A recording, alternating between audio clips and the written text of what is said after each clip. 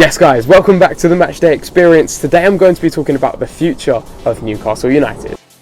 But before I do that, I have to mention last season where the team achieved a 4th place finish in the Premier League, securing a spot in next season's Champions League group stages. Now of course this achievement is absolutely incredible, but it's even better when you remember that in December 2021 Newcastle United were right near the bottom of the Premier League table, with fans expecting relegation. However, Eddie Howe and his team have managed to turn it all around. Of course the takeover has helped the club massively too. So we have to mention that a lot of the players were actually the same as to when Steve Bruce was in charge. Almiron, Sheff, Jacob Murphy and of course Joelinton, some of the names that played under Steve Bruce. Joelinton is really one player that I would love to talk about because of course he didn't perform well wearing that number 9 shirt. He couldn't handle it as a striker. However, Eddie Howe, he turned him into a completely different player, a box-to-box midfielder, now wearing the number 7 shirt, and he's been called up to the Brazilian national side. Being called up to the Brazil squad is something that Joelinton should be incredibly proud of. I'm really pleased for him too. He deserves it. He's had a fantastic season. He's had quite a tough time at Newcastle United, let's be honest. Of course, when he first came, there weren't any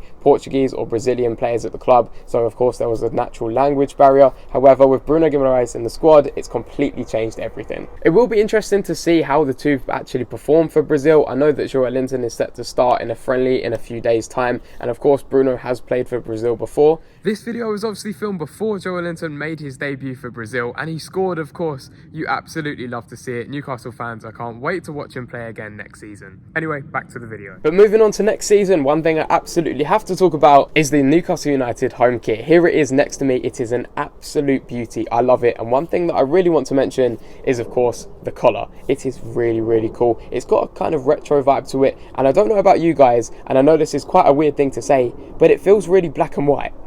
Of course, having a black and white sponsor does help this. I didn't actually dislike Fun 88 at all, but I just think Seller just looks better because it's obviously black and white. I quite like Noom on the shoulders as well. I haven't got it, of course, on this kit because it's a retro one. But yeah, I really, really like it. And despite already having this kit, I may have to buy next season's one. It is a thing of beauty. One thing I must mention though, of course... Can you shut up, man?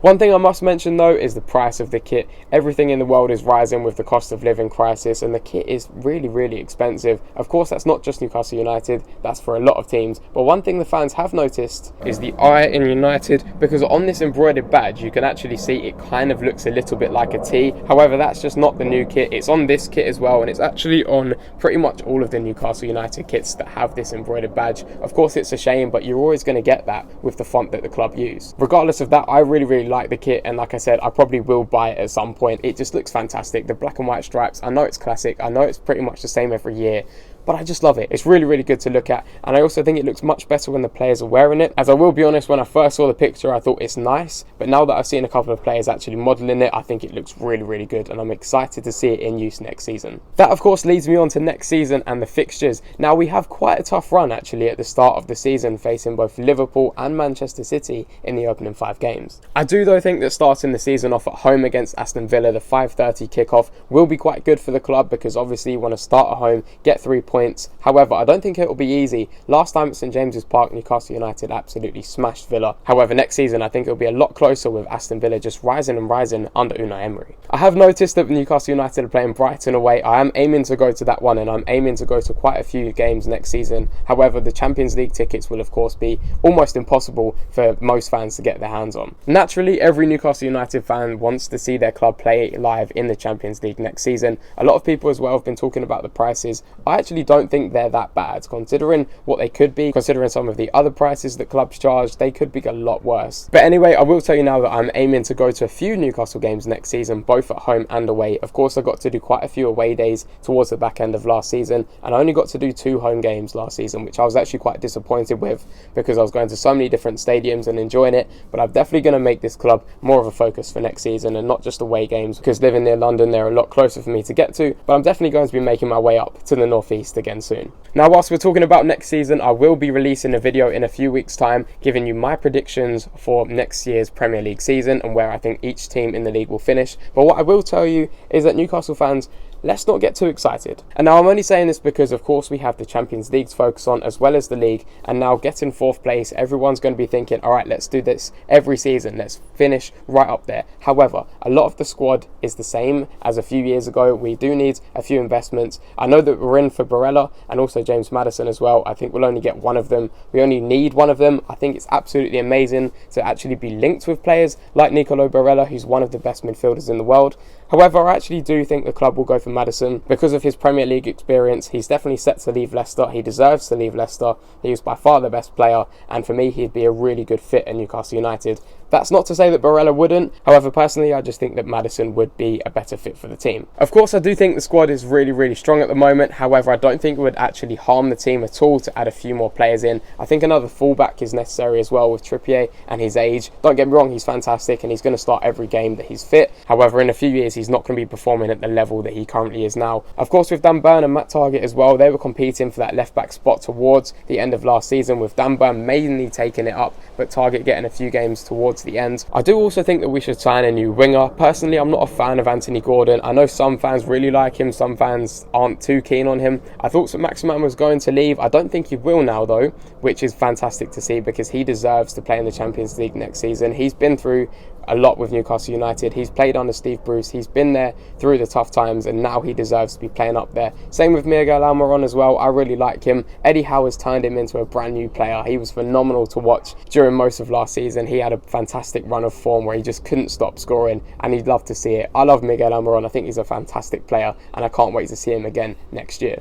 One man I do feel quite sorry for is Martin Dubravka. Now, he was rock solid for me for Newcastle United before Nick Pope came in. I felt sorry for him as well because when Pope came in, he just went straight into the side. There wasn't really much competition between them. Dubravka was always the number 2. He of course did go on loan to Manchester United and he did alright there playing in the cup competitions, the Carabao Cup, and he of course won it being a Manchester United player in the Carabao Cup despite Newcastle United being his parent club and them losing in the final. I know it's a weird one and I wouldn't be surprised if he wanted to move to another club to get first team football. I have also seen that the club have released Kieran Clark and Matty Longstaff. I'm quite surprised at Matty Longstaff because he's quite young and I would have liked to hold on to him, but I understand that if he wants to move on and go to a different club to get more playing time, because he's not going to get that at this team. Kieran Clark was of course recently at Sheffield United. It'll be interesting to see if he wants to go back there or perhaps to a Championship club where he's more likely to get some game time. I also wouldn't be too surprised to see Newcastle United sell a few more players that aren't getting into the team, and one of those is the club captain Jamal Lascelles. Now don't get me wrong, when we were in the Championship and when we were in the Premier League fighting relegation, he was really, really good and he was a good leader and I actually quite liked him. However, now with the likes of Sheff and Botman, he's just not going to get into the team. I think for his best interests and also for the club, it's best if he does move on to another team.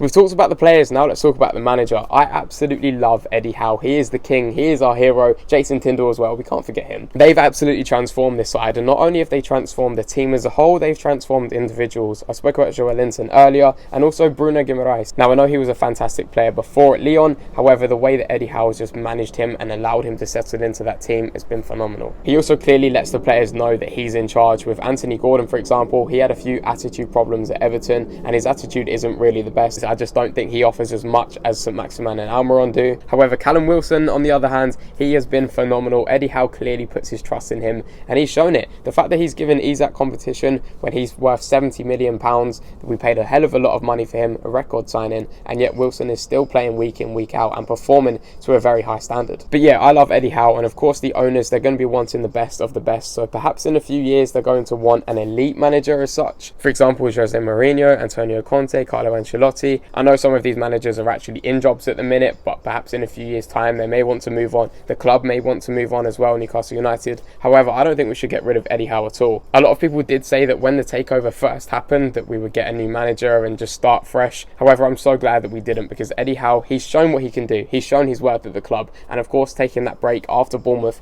it allowed him to better himself, it allowed him to take some time off, and now look what he's doing with this incredible side. But yeah, I also cannot thank Eddie Howe enough for what he's done for this football club. I also said in a recent video on Adam Pearson's channel, I'm sure most of you guys that watch me watch Adam P. For you, that's somebody that's been going to all these different grounds. What are your honest neutral thoughts on Newcastle this season, how the fans have been as well? I think it's been absolutely amazing. I mean, this is the first season that I've been able to do away days. I've been to a few home games before, but this season I've really seen more of the Geordies, and the Toon Army just absolutely amazing every single week. The passion, and they really deserve it. I mean, you look at the manager Steve Bruce before, the owners and Mike Ashley, and now look where we are. It's absolutely amazing, the journey that the club has been along, and now look where we are. Champions League football next season. It's absolutely amazing. The fans that have been here from the very start really deserve it. It's fantastic to see. And we were signing players, no disrespect to them, like Antonio Barreca and Jeff Hendrick, just to try and avoid relegation. And now look at where we are. We've signed Bruno Guimaraes, we've signed Alexander Isak, we're now looking at Barella, Maddison. These fans deserve it. We're the best fan base in the Premier League. There's absolutely no question about it. Even when we were in the Championship, the numbers that we took to the games, of course I didn't go then because I was a lot younger. I'm still quite young myself, but the fan base as a whole is just wonderful. So we'll of course see what happens next season. However, this is where I'm going to end it for this video, guys. Please let me know what you thought of this, if you want me to do more Newcastle United videos or more videos where I sit down and talk to you guys about a specific topic. I was going to release a video talking about City winning the treble and Messi to Miami. However, I just wasn't happy with the outcome and therefore decided not to upload it. But of course, if you did enjoy this one, then please don't forget to leave a like, subscribe and leave a comment letting me know what videos you would like to see in the future. I do have many ideas for content before the start of next season, but if you have any further ones, please DM me on Instagram or leave a comment on this video and I'll do my best to make a video including your idea. Thanks again for watching, and I would also like to say a massive thank you for the support this season as well, especially with Newcastle United, because a lot of you guys have stuck with me since the first game of the season when we beat Forest 2-0. That video absolutely blew up. It got over 30,000 views and so many of you subscribed to the channel and have stuck with me since then, so thank you so much. And for those of you that have only started watching me recently or subscribed only in the last few months, I would still like to say a massive thank you to you guys as well too. We have over 2,400 subscribers now on this channel. It's just mind-blowing. I did not expect this when I first started YouTube, but long may it continue. I'm going to be going to many big games next season, both in England and abroad. I'm hopefully going to see a couple more games in the Bundesliga next season, but I'll be definitely seeing a few more Newcastle United games. Like I said before, home and away, I'll do as many as I can. But thank you very much for watching this video and I'll see you in the next one.